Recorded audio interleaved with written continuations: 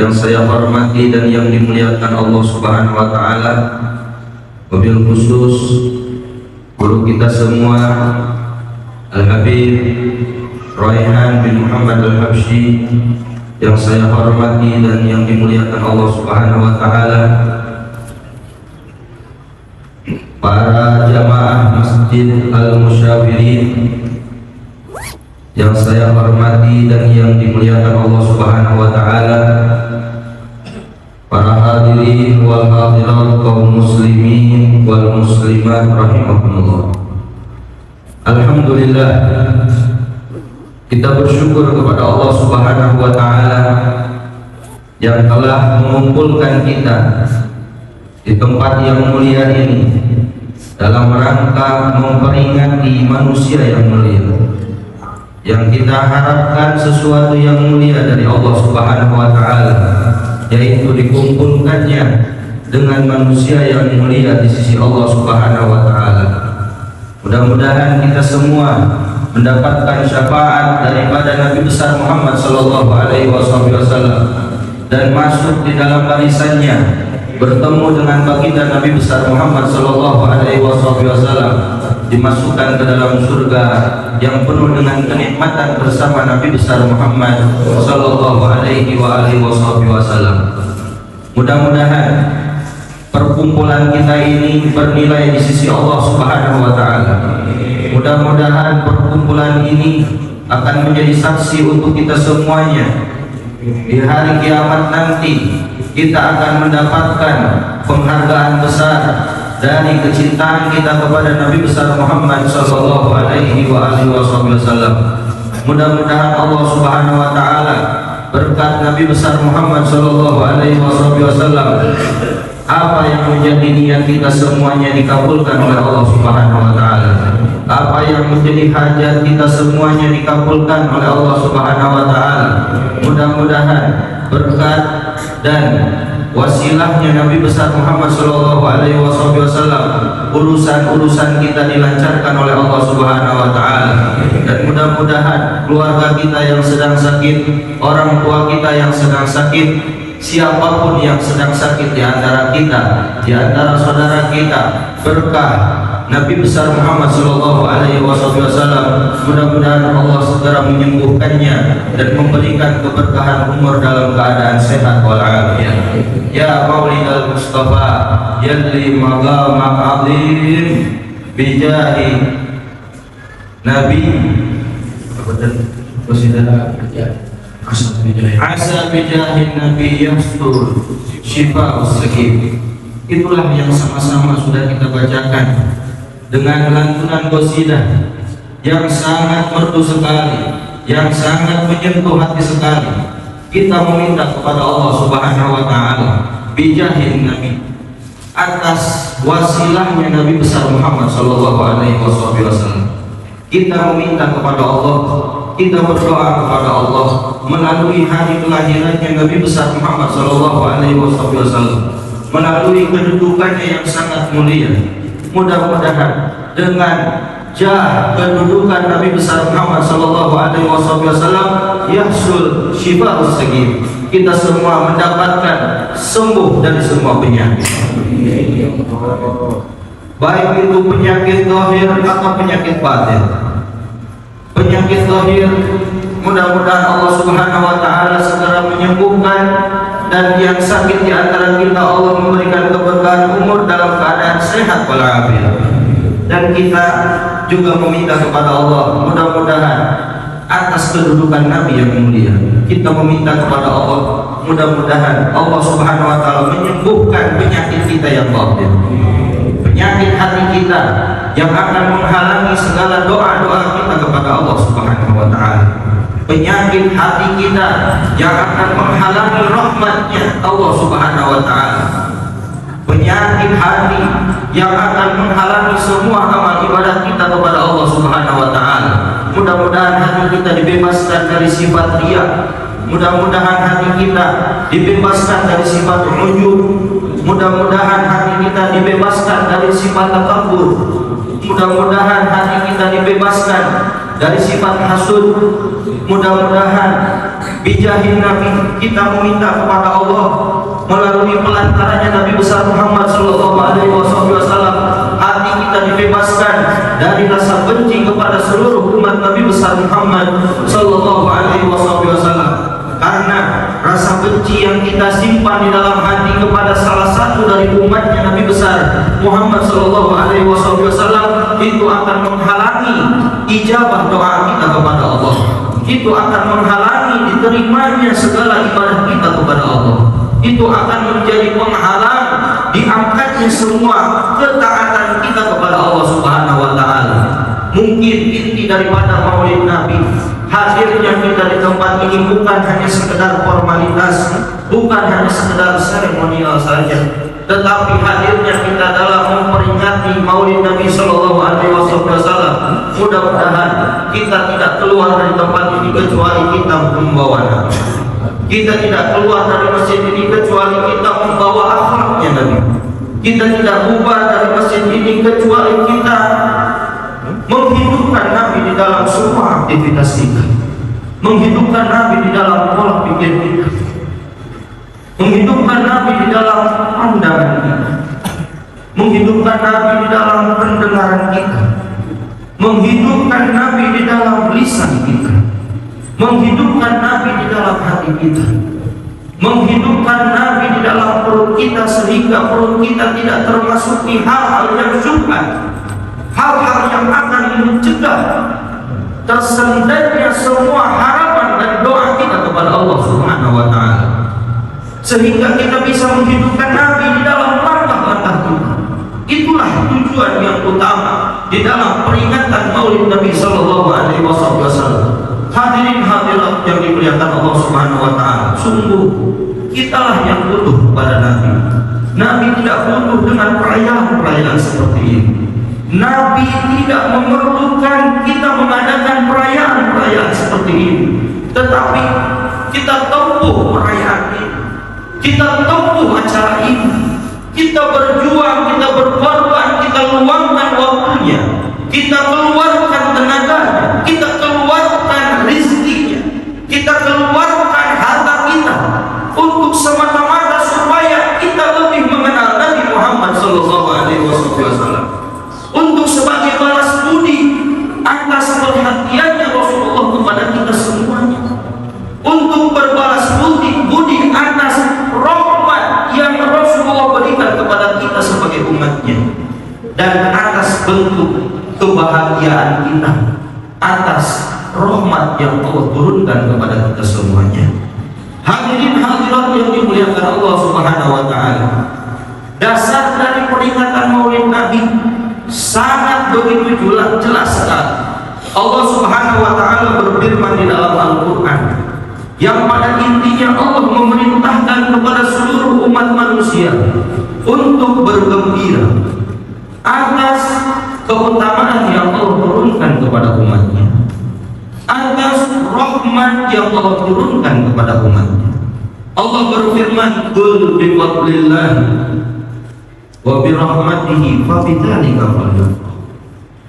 Atas dasar inilah kita berkumpul, atas perintah Allah lah kita berkumpul di tempat ini. Demi Allah, kita tidak mengikuti atas dasar siapapun. Kita kumpul di tempat ini hanya atas dasar menjalankan perintah Allah. Untuk apa? Untuk berbahagia. Berbahagia atas apa? Atas keutamaan yang Allah turunkan kepada umat manusia. Qul bi fadlillah, katakanlah wahai Muhammad kepada seluruh umat manusia atas keutamaan yang Allah turunkan kepada umat manusia. Wa bi rahmatihi, dan atas rahmat Allah yang Allah turunkan kepada umat manusia. Fa bidzalika, maka dengan atas itu semua falyafrahu, hendaknya mereka berbahagia, hendaknya mereka bergembira atas keutamaan yang Allah turunkan kepada umat manusia. Al-Imam Abdullah bin Abbas mengatakan, yang dimaksud dengan fadlullah, yang dimaksud dengan keutamaan Allah, yaitu Al-Quran. Kita harus bergembira atas Al-Quran. Al-Quran berada di hadapan kita. Setiap hari kita membacanya, Setiap hari kita mempelajarinya. Setiap hari kita berjuang untuk bertadarus dengan Al-Quran. Betul apa tidak? Ya kalau nggak betul diperjuangkan. Perlihatkan bentuk kegembiraan kita atas Al-Quran yang Allah turunkan kepada kita. Kenapa kita harus bergembira atas Al-Quran? Karena dalam Al-Quran itu merupakan pedoman hidup kita. Karena di dalam Al-Quran itu merupakan bekal-bekal untuk kita semua untuk menjalani kehidupan di dunia. Semua prinsip kehidupan termaktub di dalam Al-Quran. Hukum-hukum kemanusiaan ada di dalam Al-Quran. Hukum apa saja yang kita lakukan di muka bumi ini semuanya ada di dalam Al-Quran. Al-Quranlah menjadi pedoman kehidupan kita. Oleh karena itu marilah kita bergembira dengan diturunkannya Al-Quran. Buktikan kegembiraan kita dengan diturunkannya Al-Quran kepada kita dengan mempelajari Al-Quran. Pelajari makharijul hurufnya. Kita sebagai umat Nabi diturunkan oleh Allah Subhanahu Al-Quran, dan Nabi mengajarkan kepada para sahabatnya, dan para sahabat mengajarkan kepada para tabi'in mengajarkan kepada atba'at tabi'in, dan sampai kepada kita semuanya, supaya kita bisa bergembira atas Al-Quran. Bentuk kebahagiaan kita atas Al-Quran, kita harus berjuang, berkorban, menyisihkan waktu, menyempatkan waktu untuk mempelajari Al-Quran. Berapa banyak di antara kita yang meninggalkan Al-Quran? Berapa banyak di antara kita yang setiap harinya kosong dari pembacaan Al-Quran? Berapa banyak di antara kita yang setiap harinya matanya tanpa melihat Al-Quran? Itulah kekurangan yang kita miliki, oleh saudara-saudara. Al-Quran ada di hadapan kita. Di rumah pun kita punya Al-Quran. Di masjid pun kita punya Al-Quran dan tersusun rapi. Tetapi alangkah jarangnya kita beradaptasi dengan Al-Quran. Alangkah jarangnya waktu yang kita sisihkan untuk Al-Quran. Oleh karena itu, melalui peringatan acara Maulid Nabi yang mana Al-Quran diturunkan kepada Nabi, mari kita buktikan kebahagiaan kita atas Al-Quran. Pertama, dengan mempelajari Al-Quran. Yang namanya usia tidak akan mengenal batas, ya ikhwan. Mungkin kita sudah tua, tetapi makharijul huruf kita belum benar. Di dalam sholat ada bacaan yang wajib dibaca, yaitu suratul Fatihah.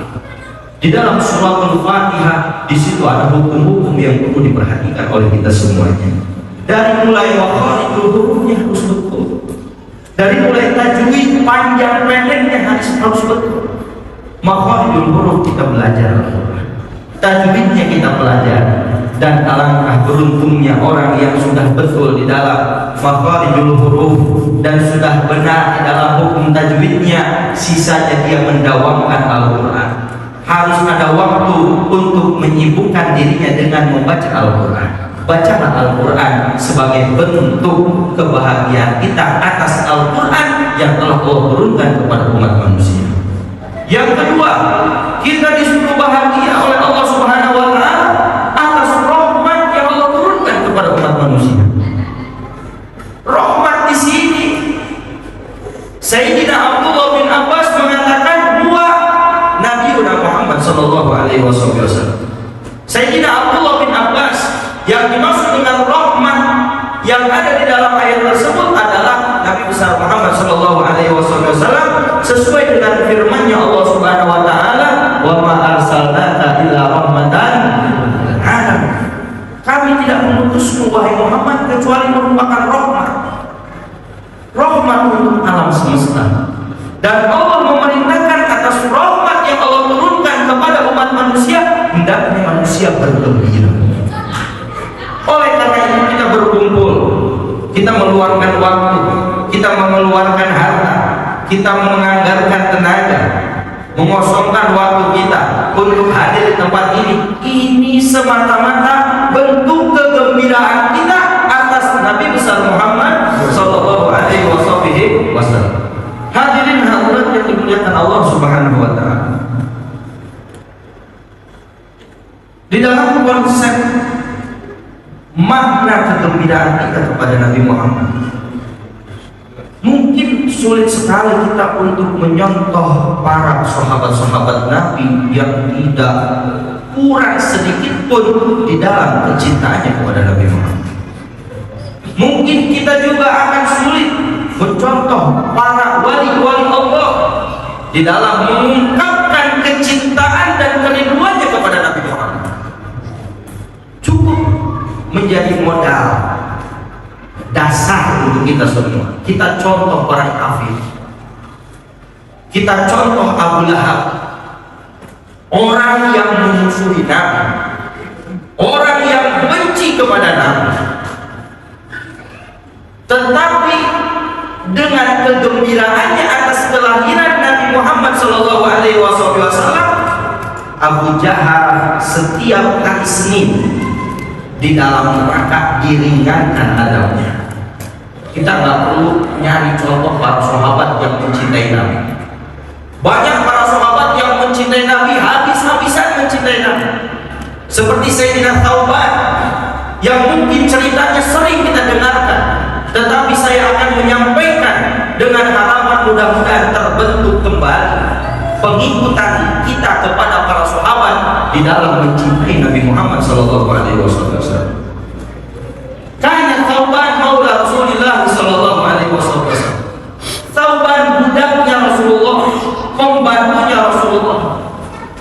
Pada suatu hari beliau bertemu dengan Rasulullah SAW dan kondisinya sangat mengkhawatirkan, karena beliau ini terkenal dari kalangan para sahabat yang sangat mencintai Nabi, dan kecintaannya itu tidak bisa ditahan, kerinduannya kepada Nabi tidak bisa ditahan, sehingga kecintaan dan kerinduannya membuat dirinya menderita. Pada suatu saat Sayyidina Thauban bertemu dengan Rasulullah SAW, dan ketika itu Sayyidina Thauban badannya sangat kurus sekali, mukanya pucat. Maka Rasulullah menjawab, "Ma ya Thauban, kenapa engkau wahai Thauban?" Ditanya sama Rasulullah. Maka Sayyidina Thauban menjawab, "Ma bi wajhun wala dharrun ya Rasulullah, illa hamdi idalam araka yauman ishtaqtu ilaika wastauhashtu waqsatan syadidatan." Ya Rasulullah, kondisi saya seperti ini bukan karena saya sedang sakit, tetapi kalau saya satu hari tidak melihat wajahmu ya Rasulullah, saya sangat merindukanmu ya Rasulullah, dan kerinduan itu tidak bisa saya tahan sehingga saya melihat wajahmu ya Rasulullah. Kemudian saya takut dengan takut yang sangat besar ketika saya mengingat akan kehidupan dan nasib saya di akhirat nanti. Li'anni araftu annaka turfa'u ma'an nabiyyin, karena saya yakin bahwasanya engkau akan dikumpulkan bersama para nabi di dalam surganya Allah Subhanahu wa taala. Kalaupun seandainya saya masuk surga ya Rasulullah, tentunya surga saya pasti berada di bawah surga. Buat apa saya masuk surga kalau tidak bertemu dengan ya Rasulullah? Ya, kecintaan jangan ikuti Sayyidina Thauban, gak bakalan kemampuan seperti kita. Kita mau penting masuk surga, betul nggak? Ngikuti Sayyidina Thauban. Sayyidina Thauban prinsipnya, buat apa saya masuk surga kalau tidak bertemu dengan? Sangat sulit maqam Sayyidina Thauban untuk kita tempuh. Seperti Sayyidina Ali, Al-Habib Ali bin Muhammad bin Husain Al-Habsyi, di dalam kitab Sibtu Durarnya atau di dalam qasidahnya beliau mengatakan fi jannatin ma syagani min wasfi illa li qawli hubbi fiha khayyab. Itu tingkatan para wali di dalam mengungkapkan kecintaannya kepada Nabi. Fi jannatin ma syagani min wasfi, surga yang membuat saya rindu ke dalam surga bukan karena kenikmatan yang Allah sediakan di dalam surga, illa iqadir fiha fayyaman, karena di situ ada kekasih hatiku yang bersemayam, kecuali karena ada Rasulullah di dalam surga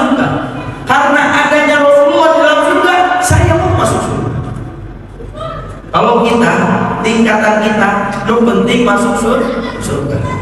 Betul apa tidak? Betul. Yang penting kita masuk surga. Makanya kalau mengikuti para sahabat, mengikuti para wali sangat sulit. Makanya saya anjurkan ikuti orang kafir. Itu Abu Lahab. Abu Lahab ini pernah bergembira atas kelahiran Nabi Muhammad. Diceritakan ketika Sayyidatuna Aminah ini ibundanya baginda Rasul Shallallahu Alaihi Wasallam melahirkan. Ketika ibunda Sayyidatuna Aminah melahirkan, kemudian Thuwaibah, yang mana Thuwaibah ini budaknya Abu Lahab, pembantunya Abu Lahab. Ketika mendengar informasi bahwasanya Sayyidatuna Aminah melahirkan, maka Thuwaibah yang bernama Thuwaibah budaknya Abu Lahab datang kepada Abu Lahab dengan berlari, menyampaikan informasi tersebut. Ya Abu Lahab, Aminah sudah melahirkan, keponakanmu sudah lahir ya Abu Lahab. Maka seketika itu spontanitas Abu Lahab bergembira karena atas kelahiran keponakannya yaitu Nabi Muhammad. Karena Sayyidina Abdullah dan Abu Lahab ini saudara, ya, adik kakak. Ketika Sayyidina Abdullah mempunyai anak yang bernama Rasul Shallallahu Alaihi Wasallam, Sayyidatuna Aminah ketika melahirkan, Thuwaibah datang kepada Abu Lahab dan menyampaikan informasi tersebut. Wahai Abu Lahab, sesungguhnya Abdullah sudah mempunyai anak, Aminah sudah melahirkan. Maka spontanitas ketika itu Abu Lahab bergembira. Kenapa bergembira? Karena Aminah melahirkan seorang anak laki-laki dan itu keponakannya sendiri. Ini Abu Lahab nggak tahu kalau Nabi Muhammad akan menjadi musuhnya. Abu Lahab ini belum tahu kalau Nabi Muhammad ini akan menjadi nabi, akan menjadi sosok manusia yang akan merubah hukum dan keadaan pada zaman jahiliyah. Dikiranya nggak naruh apa-apa.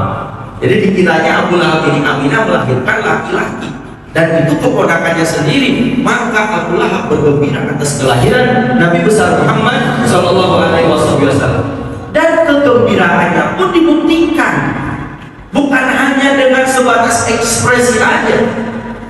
Kegembiraannya itu sampai pembantunya Abu Lahab yang bernama Thuwaibah atau yang menyampaikan informasi kepada Abu Lahab itu dimerdekakan.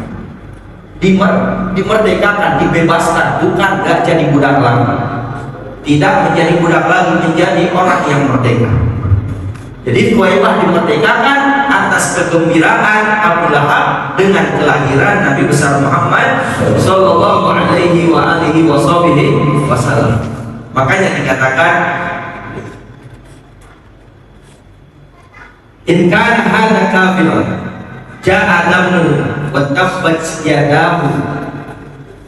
tabbat yadahu wa fil jahimi mukhalladan ata annahu fil ithnaini da'iman yukhaffafu anhu bisururi bi Ahmad pamadhan bil abdil ladzi tula umri bi Ahmad masruran wa mata mauhidah. Dikatakan oleh sebagian para ulama, bagaimana ini orang kafir, Abu Lahab maksudnya, yang sudah dijelaskan ya kekafirannya, kejahatannya di dalam Al-Quran, dan kedua tangannya binasa di dalam surga, dikekal di dalam neraka, dia dikekalkan. Tetapi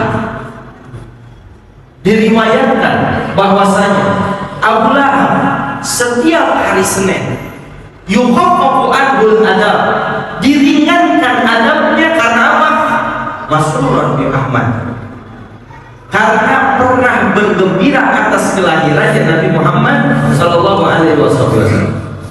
Pamadhannu bil abdil ladzi tula, maka bagaimana kalau seandainya ada seorang hamba yang menghabiskan umurnya dia bergembira kepada Nabi Muhammad dan mati dalam keadaan mengesahkan Allah Subhanahu wa taala, atau dan mati dalam keadaan iman, bagaimana nasibnya? Kalau misalkan ada orang kafir pernah bergembira atas kelahiran Nabi besar Muhammad SAW dan kegembiraannya itu menjadi diringankan adabnya setiap hari Senin, maka bagaimana manusia-manusia yang beriman kepada Allah, manusia-manusia yang menghabiskan waktunya untuk mencintai Allah, mencintai baginda Rasulullah, dan mati dalam keadaan iman kepada Allah, iman kepada baginda Rasulullah, bagaimana nasibnya di akhirat nanti? Orang kafir aja terselamatkan atas kegembiraan kelahiran terhadap kelahiran Nabi besar Muhammad Sallallahu Alaihi Wasallam. Jadi dengan cerita ini cukup kita mengambil contoh. Jangan mencontoh para sahabat, jangan mencontoh para wali di dalam mengungkapkan kecintaannya kepada Nabi. Ya, kita mengambil contoh dari Abu Lahab, pernah bergembira, pernah. Setelah itu membenci lagi, setelah itu memusuhi lagi, bahkan setelah itu memburu untuk membunuhnya. Itu Abu Lahab. Setelah itu Abu Lahab berkeinginan ingin membinasakan Nabi Muhammad, tetapi pernah suatu saat satu kali bergembira kepada Nabi. Coba bayangkan kalau kita tiap hari gembira kepada Nabi, bagaimana nasib kita di akhirat kalau setiap hari kita ungkapkan kegembiraan kita kepada Nabi? Bagaimana cara mengungkapkan kegembiraan tersebut? Bagaimana kita mengungkapkan kegembiraan atas kelahiran Nabi besar Muhammad SAW? Yaitu dengan menjalankan sunnah-sunnah, menjalankan akhlaknya, memperbanyak sholawat kepadanya, kemudian menghidupkan Rasulullah SAW di semua aktivitas kita. Hidupkan Rasulullah di rumah kita. Bagaimana cara menghidupkan Rasulullah di rumah kita? Jalankan sunnah-sunnahnya. Di rumah kita tidak luput dari makan, dari tidur, dari masuk ke kamar mandi. Di situ ada sunnah-sunnah Rasulullah SAW. Itu amal atau sunnah-sunnah Rasulullah yang mudah, yang harus kita perhatikan terlebih dahulu. Di dalam rumah kita tidak luput dari tidur. Sebelum tidur kita disunahkan untuk berwudu terlebih dahulu. Inilah natijah dari peringatan Maulid Nabi. Rasulullah menganjurkan kepada kita untuk berwudu terlebih dahulu sebelum tidur. Apakah kita sudah melakukannya? Apakah kita setiap mau tidur mengambil air wudu terlebih dahulu atas dasar cinta kita kepada Nabi Muhammad? Sebagian dari kita ada yang melakukannya, dan banyak juga di antara kita yang belum, bukan tidak, yang belum melakukannya.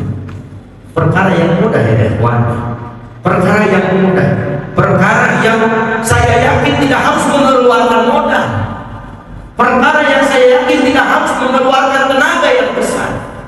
Hanya menggerakkan kedua kaki kita masuk ke kamar mandi dan mengambil air wudhu.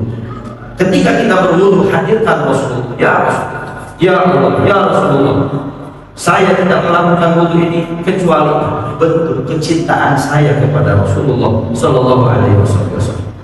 Setelah kita berwudu, kemudian kita memasuki tempat tidur kita, dan Rasulullah menganjurkan, disunnahkan sebelum tidur untuk membaca ayat kursi, untuk membaca muawwadzatayn, yaitu qul a'udzu birabbil falaq, qul a'udzu birabbin nas, kemudian membaca surat Al-Ikhlas, kemudian ditiupkan kedua telapak kaki kita, kedua telapak tangan kita, kemudian ditiupkan tanpa ada ludah, kemudian setelah ditiupkan kemudian diusapkan ke seluruh badan kita.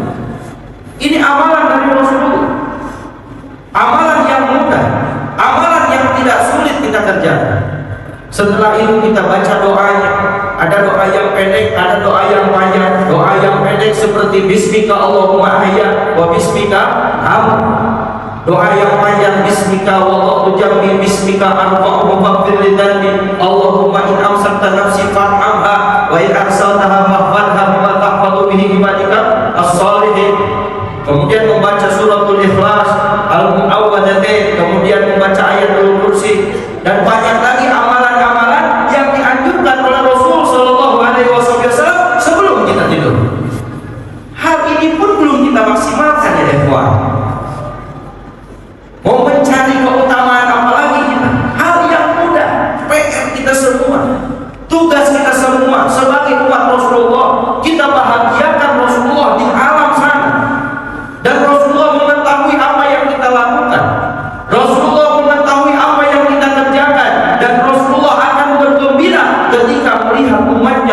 mengajarkan sunnah-sunnahnya Rasul Sallallahu Alaihi Wasallam. Di dalam rumah kita hidupkan Rasulullah. Kita bacakan Al-Quran, kita bacakan sholawat, kita bacakan Maulid Nabi. Ya, Maulid Nabi jangan berpikiran Maulid Nabi harus bikin kebuli, harus undang tetangga, harus nyiapin ini, nyiapin itu. Apa dulu? Itu hanya bagi yang mampu aja untuk melakukan. Tapi kalau misalkan kita tidak mampu untuk mengundang tetangga, buat sajian-sajian atau buat hidangan-hidangan, cukup kita dengan istri kita membacakan Maulid Nabi, baik itu Maulid Asyimkuduror atau Maulid Ad-Dibari atau Al-Ghazali yang mungkin sering kita baca. Oh, Habib nggak tahu, nggak bisa bacanya. Sekarang di YouTube ada, buka Maulid Nabi, dengarkan di situ, hidupkan. Daripada lantunan-lantunan lagu yang tidak bermoral kita dengarkan di dalam rumah kita, daripada lagu-lagu yang tidak mengingatkan diri kita kepada Allah yang kita hidupkan di dalam rumah kita, lebih baik sholawat kepada Nabi, Maulid Nabi kita bunyikan di dalam rumah kita sebagai bentuk harapan supaya Nabi hidup, Nabi ada di dalam rumah kita. Itulah proses usaha kita.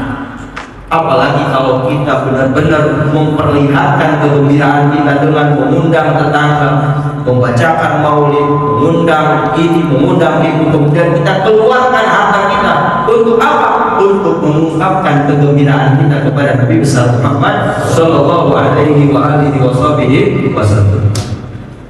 Jadi bagaimana caranya kita melewati bulan maulid ini, kita melewati acara-acara maulid ini, kita bisa membawa Nabi di dalam aktivitas kita. Hidupkan Nabi di dalam rumah tangga, hidupkan Nabi di dalam rumah kita.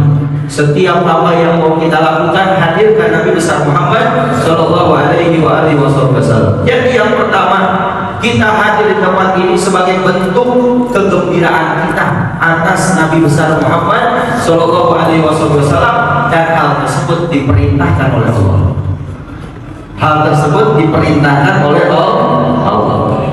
Jadi tidak ada yang istilahnya melanggar syariat ketika kita mengadakan Maulid Nabi. Tidak ada istilah kata bahwasanya ini adalah ajaran yang tidak sesuai dengan Al-Quran. Di mana tidak sesuai dengan Al-Quran? Tadi disampaikan ayat tersebut, Allah yang memerintahkan kita untuk bergembira. Ini bentuk kegembiraan kita atas kelahiran Nabi Muhammad. Tidak menyalahi Al-Quran. Bahkan di dalam acara ini apa yang kita baca? Sholawat, lantunan ayat suci Al-Quran, sholawat kepada Nabi, muji-muji Nabi. Kemudian apa lagi? Itu semua tidak keluar dari ayat suci Al-Quran. Innallaha wa malaikatahu yusholluna 'alan nabi. Ya ayyuhalladzina amanu shallu 'alaihi wa sallimu taslima.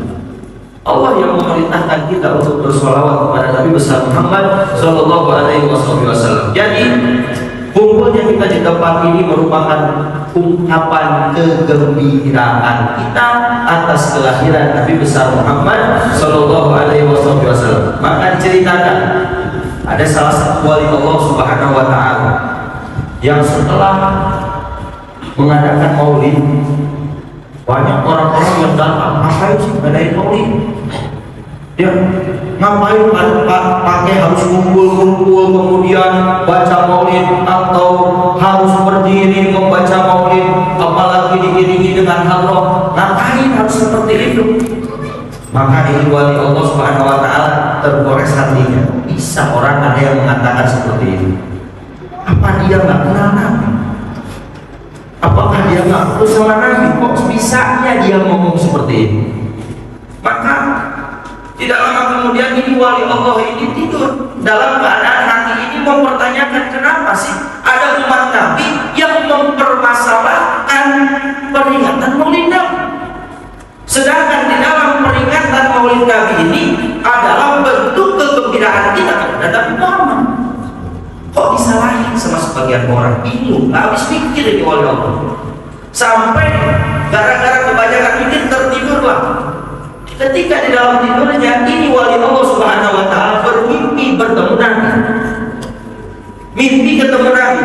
Wah, kebetulan di dalam mimpi mengadukan semuanya kepada Rasulullah. Ya Rasulullah, ini ada sebagian orang yang mempermasalahkan tentang peringatan Maulid Nabi.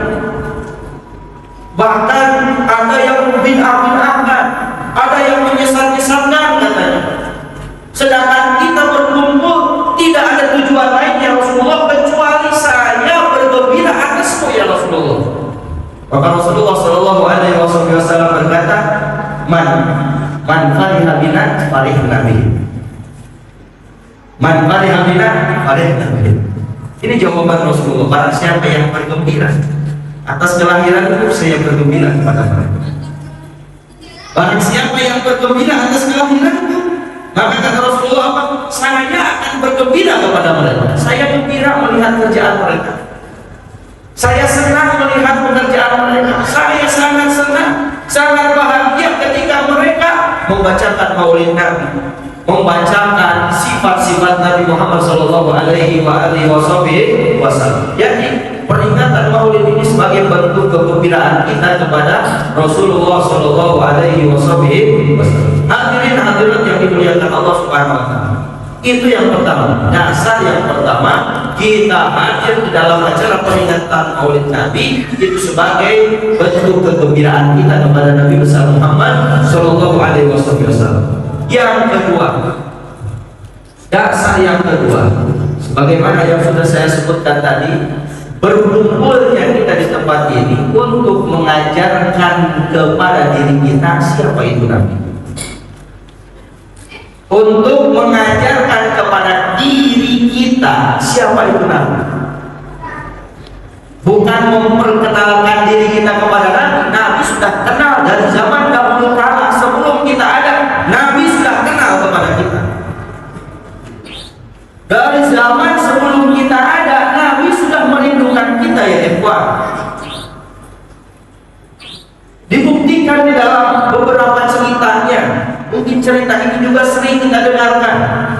Rasulullah ketika berkumpul dengan para sahabat, di situ ada Sayyidina Abu Bakar, Sayyidina Umar, Sayyidina Uthman, Sayyidina Ali dan pembesar-pembesar para sahabat ada di tempat itu.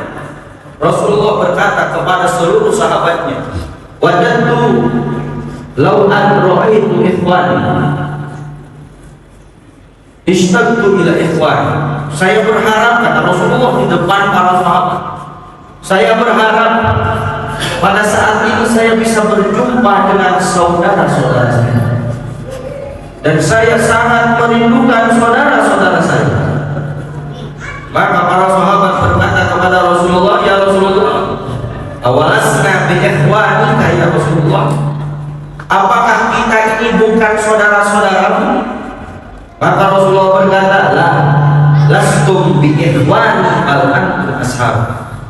Antum ini, kalian ini bukan saudara-saudara saya, tetapi kalian ini adalah sahabat-sahabat saya. Kemudian para sahabat berkata, "Kalau begitu siapa yang kau rindukan ya Rasulullah? Siapa yang kau ingin berjumpa dengan mereka saat ini ya Rasulullah? Siapa saudara-saudaramu yang sebenarnya ya Rasulullah?" Maka Rasulullah mengatakan, "Ikhwani hum qaumun ja'u min ba'di yu'minuna bi wa lam yarun." Saudara-saudaraku yang saat ini saya rindukan, yang saat ini saya ingin berjumpa dengan mereka, mereka adalah orang-orang yang datang setelahku, yang datang setelah zamanku.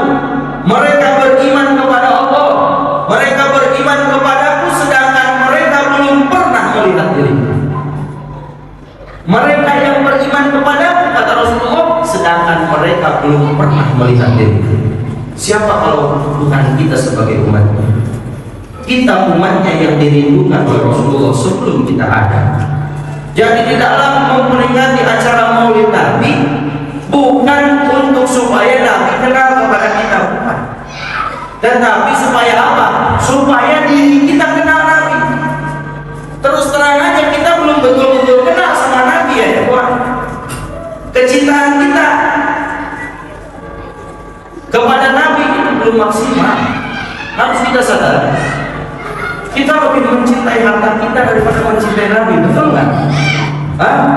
Betul apa tidak? Kita lebih mencintai mobil mewah kita daripada cinta kepada Nabi. Ini terus terang aja, ya. Kita yang menyadari,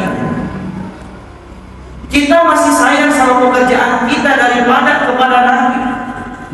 Buktinya, berapa banyak sunnah-sunnah Nabi yang masih belum kita kerjakan karena kita sibuk dengan pekerjaan. Habis waktu kita dengan kerjaan kita, habis pikiran kita dengan usaha kita, habis usaha kita, waktu kita dengan obrolan kita. Coba kalau dipakai pengajian sunnah Nabi, banyak keutamaan yang kita dapat. Intinya kita ini belum betul-betul mengenal Nabi. Makanya tahun demi tahun, bulan Maulid demi bulan Maulid, peringatan Maulid demi peringatan Maulid kita hadiri supaya kita bertambah lebih mengenal Nabi. Kalau kita sudah kenal Nabi, insya Allah sedikit demi sedikit akan bertambah kualitas kecintaan kita kepada Nabi. Bukan hanya sekedar ungkapan saja, sunnahnya pun akan kita perjuangkan. Akan kita perjuangkan untuk menjalankan akhlak.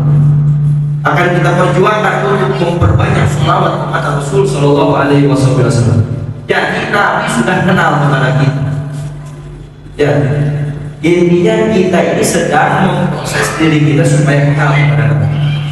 Ya, Nabi ini kurang bagaimana kepada kita. Pengorbanannya sangat luar biasa kepada kita. Ya, pernah di dalam salah satu hadisnya Rasulullah Shallallahu Alaihi Wasallam bersabda, ini bentuk kasih sayang Rasulullah kepada kita sebagai umatnya. Wallahi demi Allah, inni la arhamkum asyaddu rahmatan min rahmati abaikum wa anfusikum min anfusikum. Demi Allah, sesungguhnya saya menyayangi kalian melebihi sayangnya orang tua kalian kepada kalian, melebihi sayangnya diri kalian kepada diri kalian sendiri. Hebat. Kita sayang nggak sama diri kita? Sayang nggak sama diri kita? Sayang banget. Selalu kita perhatian dengan diri kita. Apapun yang kita rasakan di dalam diri kita sakit, kita carikan obatnya langsung supaya kita sembuh. Perut kita lapar, langsung kita nyari makan, langsung kita makanin itu perut supaya jadi kenyang. Mumet, kepala mumet, ya, tahu mumet? Enggak, saya mumet, kepala sakit, perlu refreshing. Kita langsung menyiapkan mobil kita, keluarga kita healing, kita jalan-jalan. Itu bentuk kecintaan diri kita kepada diri kita sendiri. Diri kita minta kopi, ini kita buatin kopi. Habis kopi kita beli kopi ke warung, walaupun itu jauh. Kita korbankan untuk memenuhi kecintaan kita kepada diri kita. Nabi, kalau kita sebegitu besar mencintai diri kita, Nabi Muhammad lebih cinta kepada kita melebihi cinta kita kepada diri kita sendiri. Wallahi kata Rasulullah, inilah arhamtu asyaddu rahmatan min rahmati abaikum wa anfusikum li anfusikum. Demi Allah, saya menyayangi kalian melebihi sayangnya orang tua kalian kepada diri kalian. Kepada kalian, orang tua kita ada sebagai orang tua. Bagaimana besarnya cinta kita dan sayang kita kepada anak kita, dan itu pun kalah sama sayang Nabi kepada kita. Dan melebihi sayang diri kalian kepada diri kalian. Dibuktikan dengan sabda yang berikutnya. Wallahi, law yushaku ahadukum fi rijlin la ajidu alamaha fi rijlin. Demi Allah, kalau seandainya salah satu di antara kalian yang tertusuk duri di kakinya, demi Allah saya merasakan sakitnya di dalam hati. Demi Allah saya merasakan sakit tersebut di dalam hati saya. Siapa yang tertusuk duri dan siapa yang sakit? Siapa yang sakit dan siapa yang tertusuk duri, ya ikhwan? Rasulullah yang merasakan sakit di dalam hatinya. Diungkapkan dengan melalui harful qasamnya, dengan sumpahnya kepada Allah, demi Allah, kalau seandainya salah satu di antara kalian yang tertusuk duri di kakinya, demi Allah saya merasakan sakitnya di dalam hati. Itulah kasih sayang Rasulullah kepada kita. Kita sebagai orang tua, lihat anak kita suturi atau ditajok atau labu, bukannya kita lulus-lulusin, kadang kita marahin, betul nggak? Ya, anak kita jatuh, bukannya kita tolong, bukannya kita usapin, disayang-sayang, ya Allah kasihan. Ya, ayah merasakan sakitnya apa yang kau rasakan, nak. Itu terkurang. Jauhannya gitu. Lu ayah kadang balik kan gelombang bersih benar. Ya tinggal lihat mata gelombang teh. Ulah segala ditijak jadi we katu jam juga. Itulah itu diantaranya. Tapi insya Allah bapak-bapak dan ibu-ibu di sini tidak seperti itu sama anaknya ya.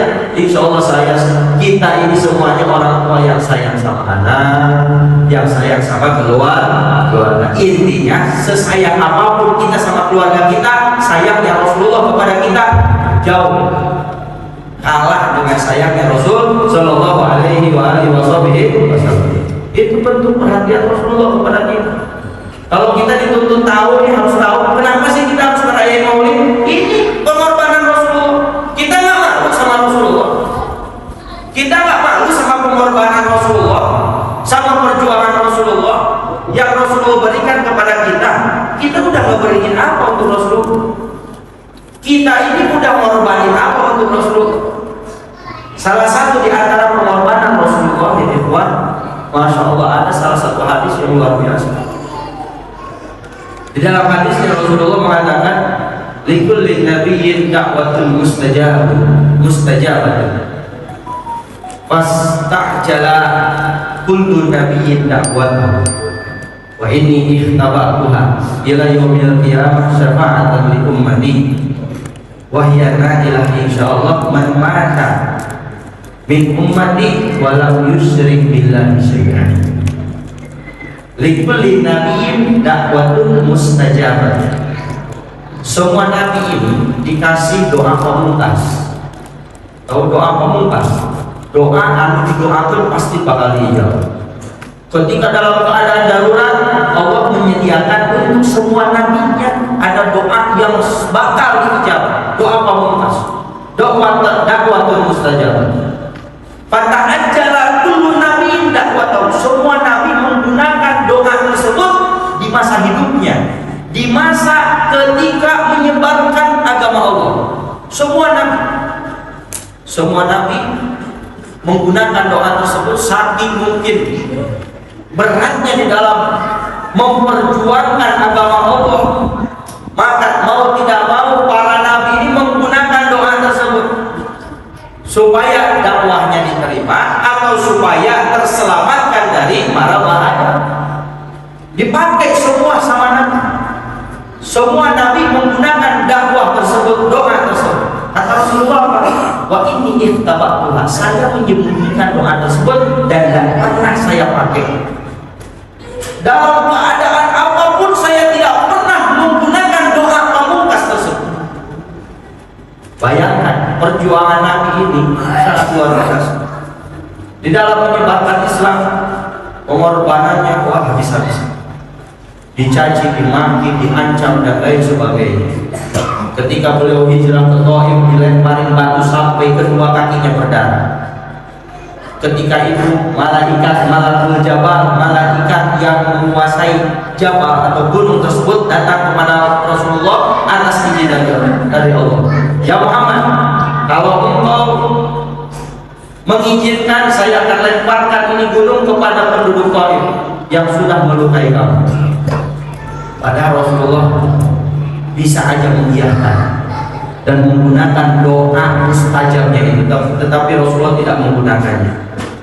Justru Rasulullah mengatakan, ya Allah, saya meminta kepadamu agar orang-orang Thaif orang-orang yang ada di tulang rusuknya penduduk Thaif, mereka ada yang beriman dan menyembahmu ya Allah. Itulah permintaan Rasulullah SAW ketika mendapatkan tawaran dari malakul jabal. ya malaikat penguasa gunung. Ya Allah, saya meminta supaya keturunan orang-orang Taif yang barusan melempari saya, mereka beriman kepadamu dan menyembah. Itu permintaan Rasulullah, tidak pernah digunakan doa. Kemudian ketika dalam keadaan sangat terdesak sekali, ketika Rasulullah dikejar-kejar sama orang kafir Quraisy, ketika Rasulullah dikejar-kejar sama komplotan Abu Jahal, Abu Lahab bersama para pengikut-pengikutnya untuk dibunuh, untuk dihilangkan dan untuk dibubarkan, Rasulullah tidak pernah menggunakan doa tersebut. Disengaja sama Rasulullah, sengaja Rasulullah tidak pernah menggunakan doa tersebut. Alasannya apa? Inni ihtaba'tuha ila yaumil qiyamah. Saya menyimpan doa tersebut sampai hari kiamat. Untuk apa? Syafa'atan li ummati. Untuk saya jadikan sebagai pemberi syafaat untuk umatku. Nanti di akhirat nanti baru doa tersebut akan saya mintakan. Di dunia akan saya pakai. Nanti di akhirat baru saya minta kepada Allah doa tersebut. Untuk apa? Syafa'atan li ummati. Untuk memberikan syafaat kepada umat. Kata Rasulullah, wahiyana insyaallah likulli umat. Dan syafaat tersebut akan didapatkan oleh seluruh umatku dengan syarat dia mati dalam keadaan iman kepada Allah Subhanahu wa taala. Jadi semua orang yang meninggal dunia di dalam hatinya ada iman kepada Allah walaupun sedikit, mereka akan mendapatkan syafaat Nabi besar Muhammad sallallahu alaihi wasallam. Itulah perhatian Rasulullah kepada kita. Kalau kita belum benar-benar mengenal Nabi, maka marilah kita mengajarkan diri kita untuk lebih mengenal Nabi, bagaimana Nabi kepada kita. Hadirin hadirat yang dimuliakan Allah Subhanahu wa taala, yang terakhir, dasar yang terakhir, kenapa kita berkumpul memperingati Maulid Nabi? Pertama tadi apa? Gembira. Gembira atas Nabi. Yang kedua, mengajarkan diri kita supaya lebih kenal kepada Nabi. Yang ketiga adalah memperbaiki keimanan kita kepada Nabi. Memperbaiki keimanan kita kepada Nabi. Karena di dalam Al-Quran Allah Subhanahu wa taala berfirman, "Walladzina amanu bihi wa azzaruhu wa nassaruhu wa tabau nural ladzi unzila ma'ahu ulaika humul muflihun." Ulaika humul muflihun. Ini akhir ayatnya. Diakhiri dengan apa? Ulaika humul muflihun. Apa itu artinya? Mereka adalah orang-orang yang beruntung. Tentunya ibu bapak semuanya pasti ingin beruntung. Betul apa tidak? Semuanya ingin beruntung. Mau di dunia, mau di akhirat, pasti semuanya ingin beruntung. Allah sudah menjelaskan di dalam ayat ulaika humul muflihun. Mereka adalah orang-orang yang beruntung. Tentunya mereka itu siapa? Kembali lagi ke awal ayat, alladzina amanu bihi. Dia adalah yang beriman kepada Nabi. Alladzina amanu bihi. Orang-orang yang beriman bihi kepada Nabi. Dengan dasar apa imannya? Wa azzaru. Dibuktikan keimanannya kepada Nabi dengan memuliakan Nabi. Bukan hanya sebatas iman, tetapi dia memuliakan Nabi. Bentuk keimanannya kepada Nabi, mereka memuliakan Nabi. Wa azzaru, memuliakan Nabi. Seperti kita ini sedang berusaha untuk memuliakan Nabi, kan? Hadir maulid, hadir majelis taklim dimanapun itu tempatnya, di situ dibacakan maulid Nabi, kita melangkahkan kedua kaki kita hadir ke majelis taklim, di situ ada pembacaan maulid, mengagungkan Nabi. Kita tolak ilm, hadir majelis taklim dimanapun itu tempatnya, yang penting majelis taklim tersebut tidak keluar dari ajaran Al-Quran dan Sunnah Nabi. Dan yang terpenting lagi, yang penting majelis taklim tersebut tidak mengajarkan, ustadznya tidak mengajarkan kepada kita untuk membenci manusia.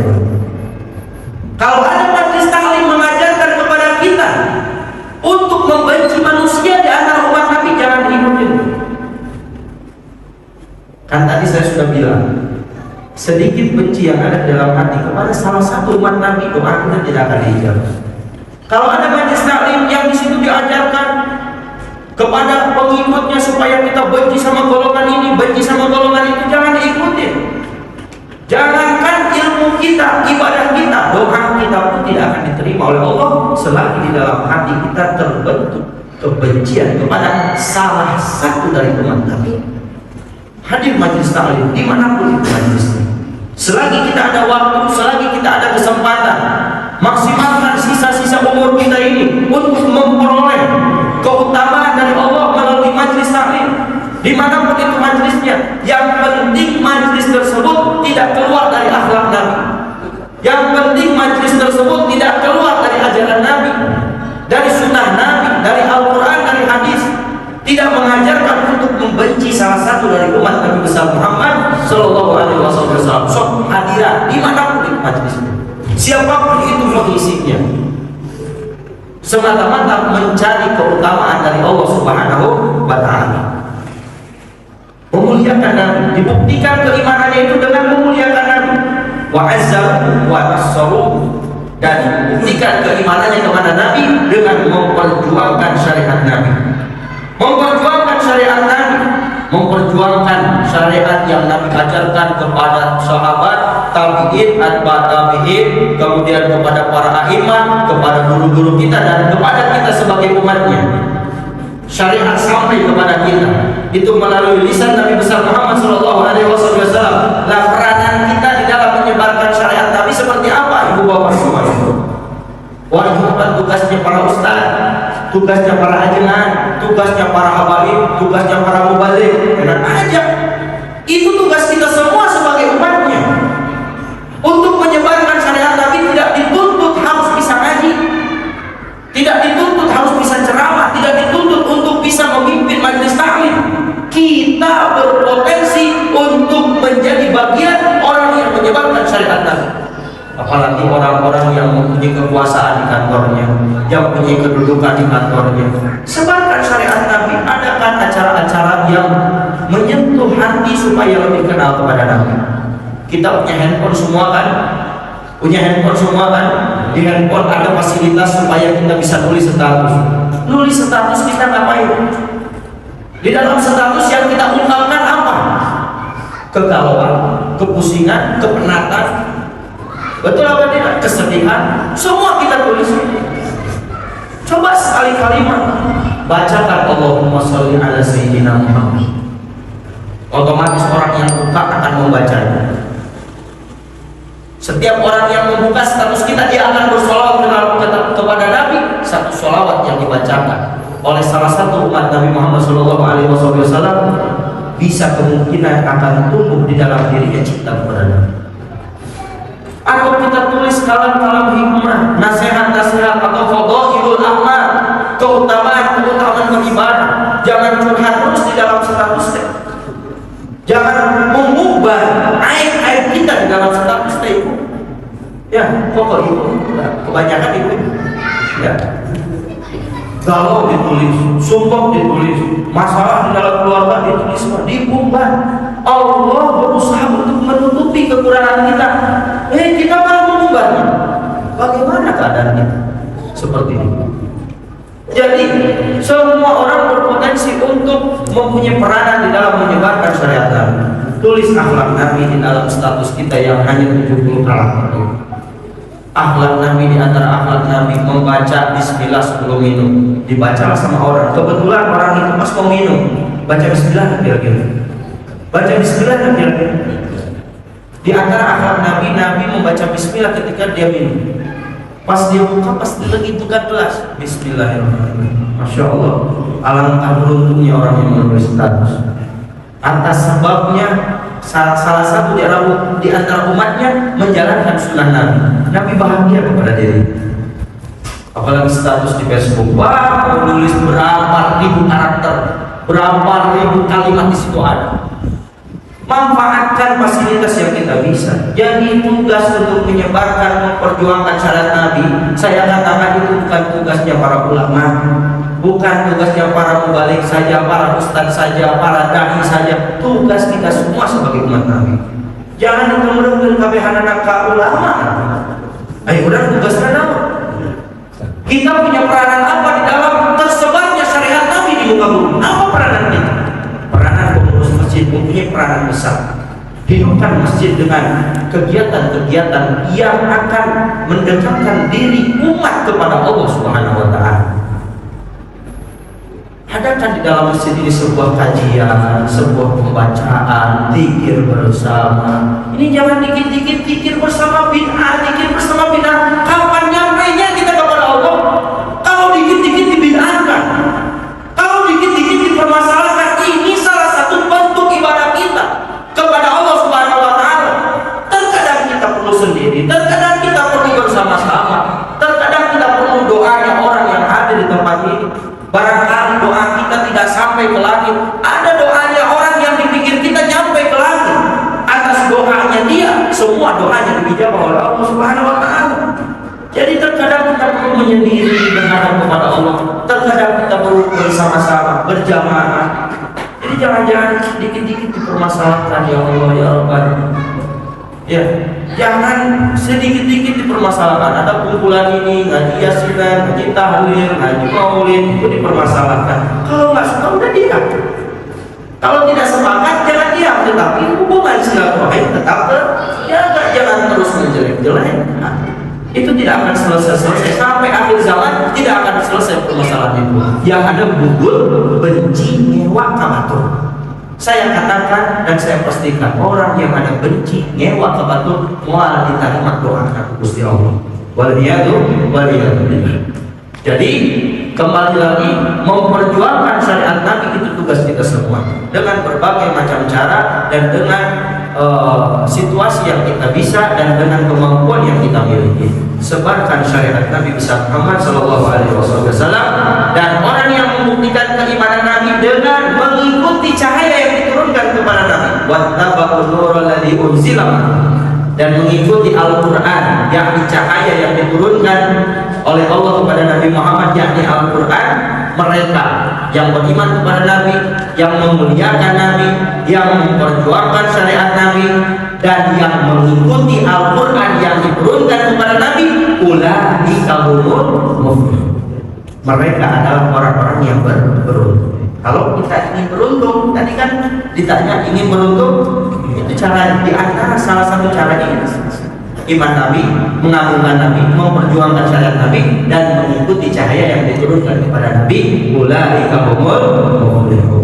Hadirin hadirat yang dimuliakan Allah Subhanahu wa Ta'ala, mungkin ini yang bisa saya sampaikan di dalam peringatan Maulid Nabi.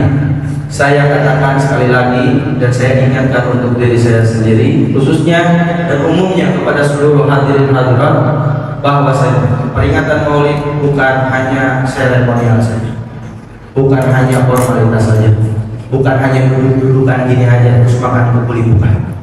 Tetapi peringatan Maulid Nabi yang sesungguhnya, bagaimana caranya kita pulang bawa Nabi. Ayo tinggal di nyambutan, cuma acara balik bawa Nabi, bawa Nabi Muhammad ke rumah kita masing-masing.